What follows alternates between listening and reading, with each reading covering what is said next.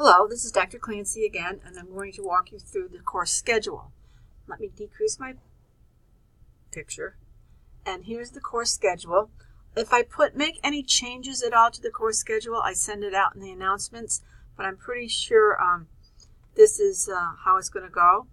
Module 1 is overview and history, and it covers week 1 and 2. It gives you the readings. This is the journal, the article you're going to read, and it's going to guide you as far as doing your one-pager. Your academic integrity is due on the 13th of January, and the first written assignment is due on the 20th. It's the last day of the module, and it's a one-pager, and as I said, you're going to select a policy issue. Maybe it's a local one, maybe it's a state one, maybe it's a federal. Why can't nurses or NPs write for home care? And you're going to find out who has oversight over that policy or jurisdiction. That particular one about writing for home care services is the CMS.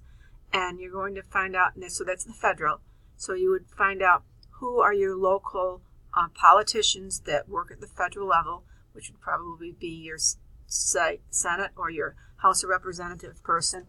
And you're going to write them a one-pager as to why it's important for them as a healthcare participant at the federal level to support NPs writing for home care services or diabetic shoes, or if you want to do something with your scope of practice, it would be at the state level.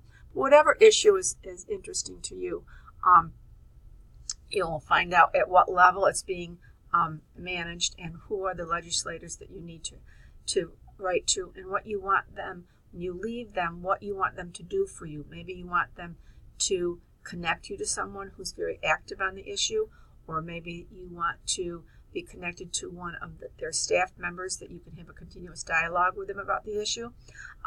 Read Costas and Polskin's article. It'll give you a lot of good insight on what you want to include in your one-pager.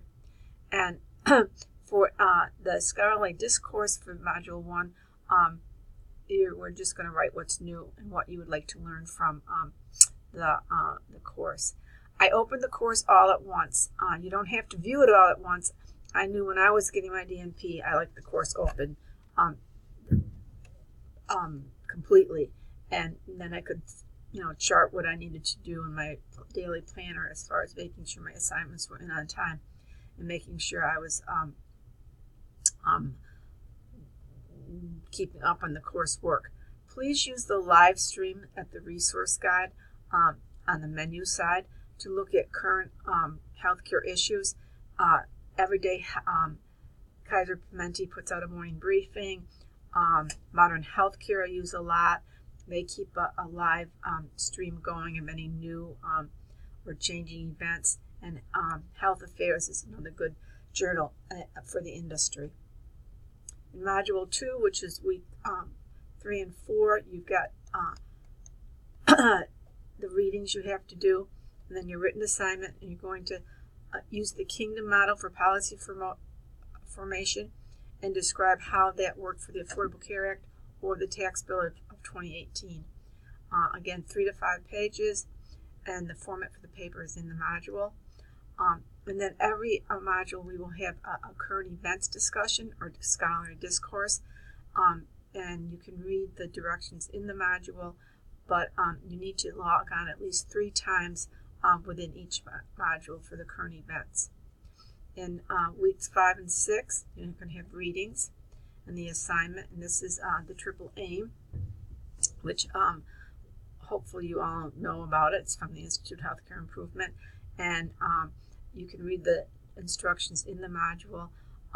And then you also need to attach to your assignment a 1 or 2 page letter. I would say 1 because administrators are very busy, and the more concise you can be, the better your message gets delivered on why you think your institution should adopt the Triple Aim. And then the current events. Module 4 is week 7 and 8. You have the readings, and your written assignment is to talk about DISRIP or the culture of health from the Robert Wood Johnson. The instructions are pretty explicit, and they're in the module. And then the current events runs from 218 to 3.3. Then we have a spring break. And Module 5 or Week 5, you have the readings. And I give you a lot of readings, but you don't have to read everything I post. Look at what resonates for you, what relates to what you're doing as your assignment, and certainly take a look at it. It's amazing how much the U.S. Department of Labor has had an impact on the NP role. And this is the article. It was 1998. Melby, she was the first one to really write to nurse reimbursement or parity. And I think Medscape just put out an article this week about patients feeling that the care they receive from the MD, NP, or PA are all pretty the same. So I probably will post that to one of our announcements early in the course. In Module 6, again, you have readings. Again, I do not feel you have to read everything, just gives you kind of a breadth of what's happening as far as healthcare policy is concerned. In your assignment, this is when we're going to get together and do a Zoom. We'll use the Zoom connection on the menu side, and it's pretty explicit. I want 10 to 12 PowerPoints. We're going to talk about reimbursement parity for the DNP, what has happened in the past, what the future looks like, and I think as more people, there certainly is a need for more providers, and NPs seem to be filling that gap. And then the last module is your case studies. Again, select an issue that is dear to your heart and develop a case study around it from what you learned in this course. Write your answer to the case study and upload that.